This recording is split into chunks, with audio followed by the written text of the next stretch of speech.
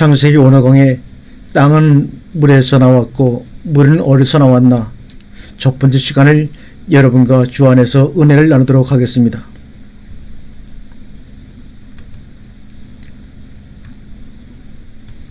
늘 어제를 반복하는 삶, 진정 오늘이 없는가, 이런 제목으로 오늘 시간에 말씀을 나눕니다. 저 하늘은 한없이 청명하고 땅은 온통 향긋하고 푸르구나.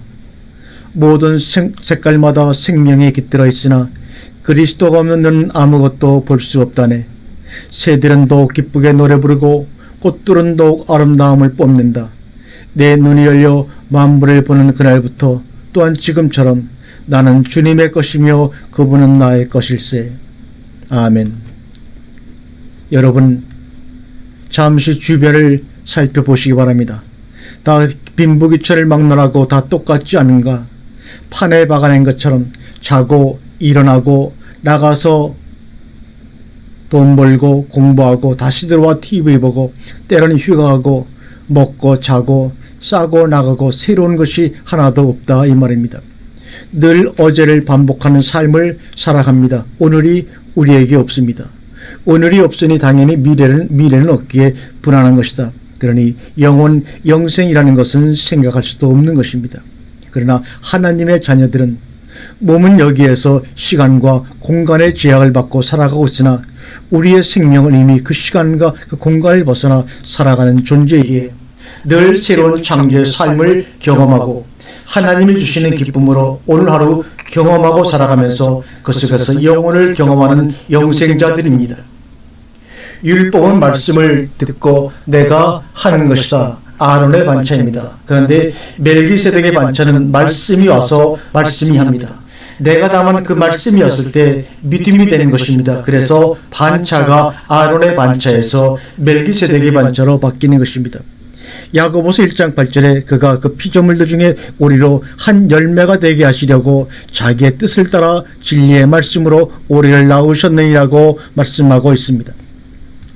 히브리서 5장 5절에 또한 이와 같이 그리스도께서 대제사장 되심도 스스로 영광을 취하심이 아니요 오직 말씀하신 이가 그에게 이르시되 너는 내 아들이니 내가 너를 낳았다 하셨고, 요한복음 11장 25절과 26절에 나는 부활이요 생명이니 나를 믿는 자는 죽어도 살겠고 살아서 나를 믿는 자는 영원히 죽음을 보지 아니하리니 이것을 내가 믿느냐. 피스투 에이스투토, 부활의 현재적 상황이 바로 요한복음 시대의 상황입니다. 나는 부활이요 생명이니 현재 동사입니다. 마지막 부활이 아닙니다.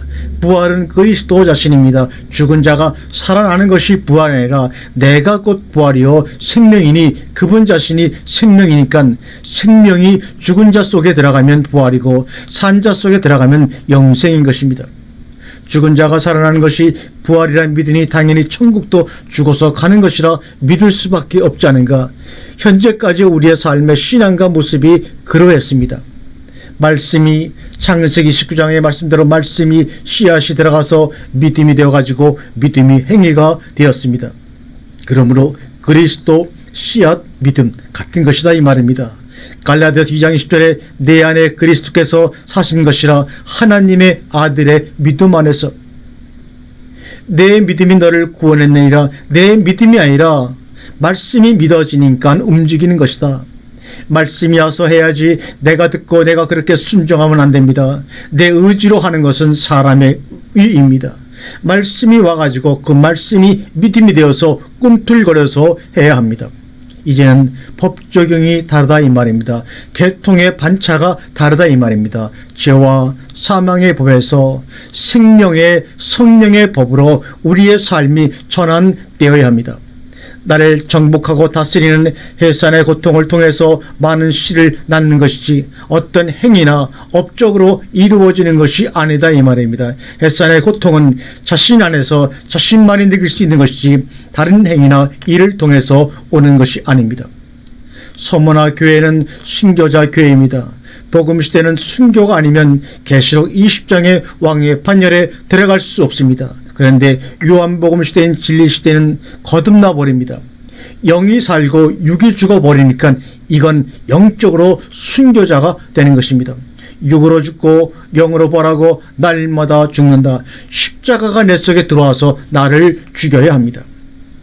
사도행전 1장 13절에 다락방에서 시작해서 셋집에서 끝이 납니다. 로마서라는 것은 사도행전 28절 30절 셋집에서 시작한 것이 다스림까지 갔다는 얘기입니다. 로마는 세상 세계를 다스렸고 그 로마를 기독교가 정복했습니다.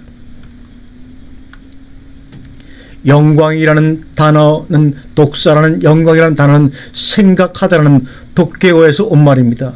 로마서 8장이 말하는 말씀이 없으면 영의 생각을 하게 되죠. 그게 영광이라는 것입니다. 창세기서부터 출애굽기까지 약 400년간 야곱 사후부터 하나님의 말씀이 없어집니다.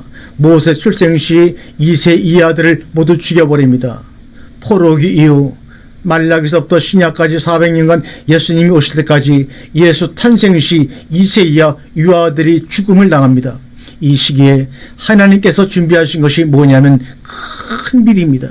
그래서 신구약 중간계도 큰 빛인 주님이 나올 직전, 그래서 동이 트기 직전이 가장 어둡지 않습니까?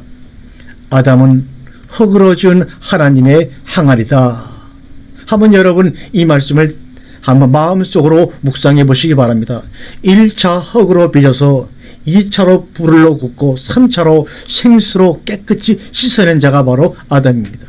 항아리를 깨끗해 하는 것이 무엇인가? 우리는 상식적으로 예수 십자가의 피로 깨끗함을 받았다고 합니다. 그런데 성경은 그렇게 말하고 있지 않습니다.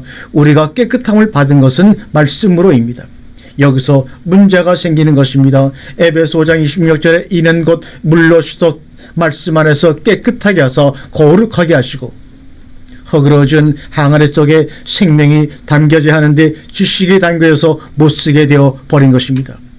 예수님의 십자가의 은혜는 그 속에 있는 지식의 요소를 다 없애버리고 그 속에 생명을 담고자 함입니다. 하얀 검으로 막혀있던 거기를 우리에게 열어 놓으신 것입니다.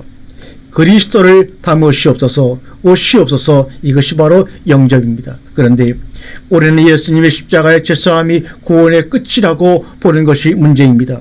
요한복음 1장 12절에 우리는 믿어서 가는 것이 아니라 영접해서 그리스도와 영이 하나 될 때 구원을 받는 것입니다.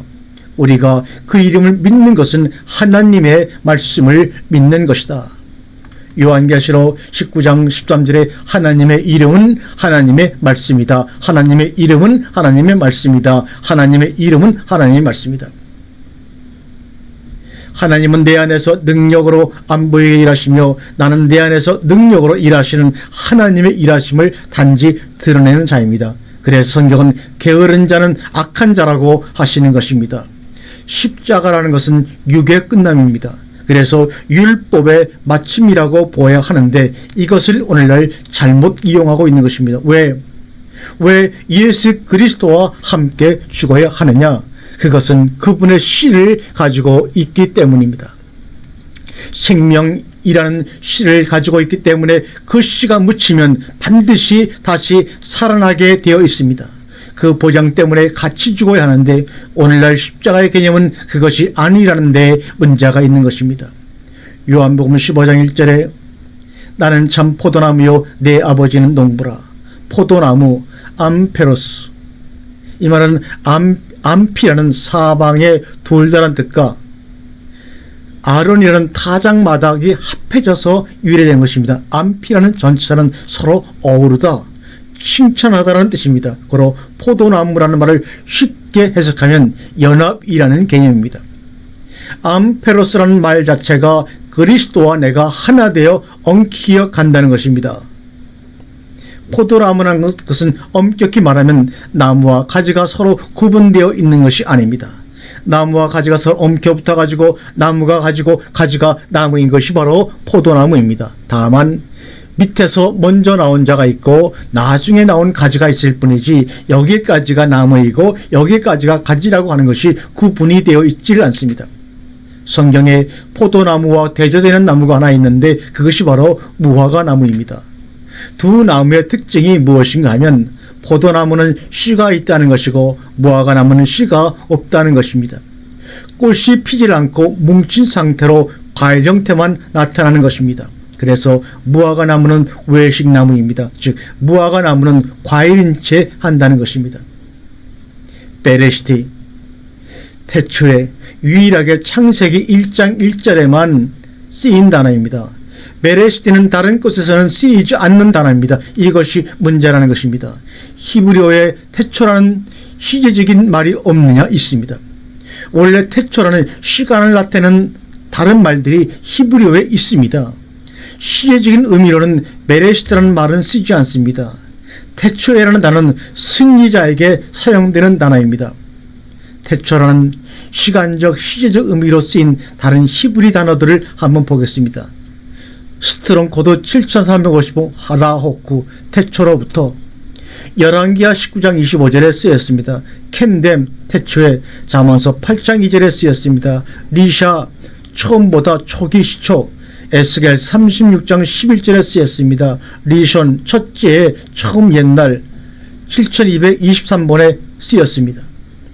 이렇게 시간을 나타내는 단어가 따로 있는데도 우리는 창세기 1장 1절에 베레시트라는 단어를 시간적인 의미로 시제적인 의미로 수백 년 동안 사용하고 지금도 변할 줄을 모르고 있습니다. 거기에 대한 생각의 개혁과 파괴가 우리에게 새로운 의미의 하나님 말씀을 향한 길을 열어줄 것입니다. 여러분과 그 길을 함께 여행해 보고자 합니다. 감사합니다.